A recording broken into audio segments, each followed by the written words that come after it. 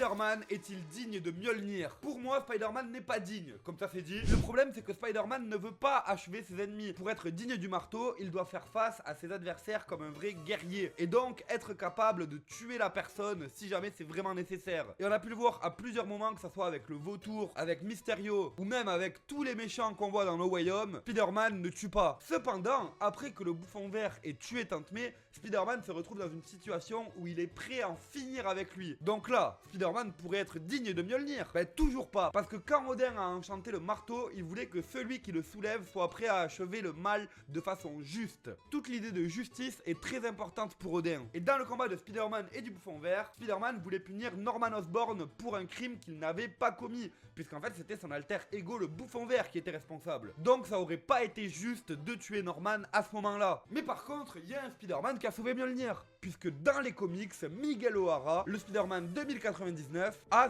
soulevé Mjolnir. En vrai, je pense que c'est cohérent, puisqu'on est sur un Spider-Man qui est beaucoup plus âgé, qui a fait beaucoup plus de combats, et qui, à mon avis, est capable de tuer si possible. Abonnez-vous, car maintenant, vous savez que...